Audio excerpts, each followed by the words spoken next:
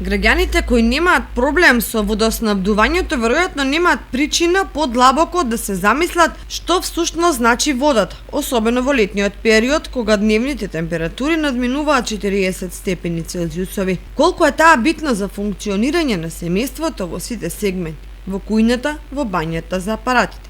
Токму затоа, сведочењата на чифличани кои се искрени бидејќи маката ја почувствувале на своја кожа, најдобро зборуваат како се живее без доволно вода, без квалитетна вода и без канализација. Целата вода што ја пиеме или ја купуваме или одеме од Кочани, јас лично од Крупиште, од чешмата одам пуно, се на 5 дена одам пуно по 20 шишиња од 6 литра од водите за пиење.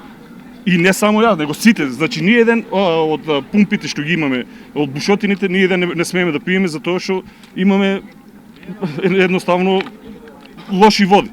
Еве ви пример, детето сега што донесе, тоа е мало дете, сабале му исперено мајчката, ве погледнете какви алишта носиме. Ние само по себе ќе погледнете. Ние никој не смееме да носиме бели мајци, затоа што тоа жолто ќе стане.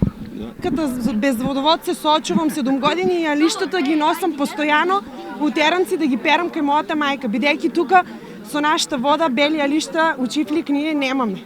Чифличка СНА се жали дека поради водата и косата ја оштетила и загубила, и тоа за само 5-6 години. Значи јас коса имав кога дојдев у Чифлик до половината, за 5 години косата ми се уништи. Водата е катастрофа, значи катастрофа. Уопште не е за употреба, да.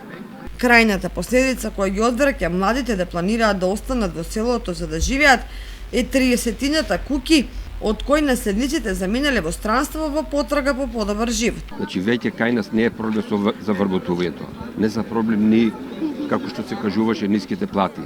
Проблем е нерешените комунални проблеми и тоа како причина сега ни се иселуваат младите. Ако појдете во селото ќе видите дека имаме релативно добри куќи со добро уредени дворишта, меѓутоа од тие нерешени комунални проблеми младите го напуштат и имаме повеќе од 20-30 куќи напуштени во кои веќе не живеат. Оваа сторија во Чифлик сигурно не е единствена во источниот дел на државата, особено ако се земат во обзир и планинските населени места каде проблемот е уште поизразен.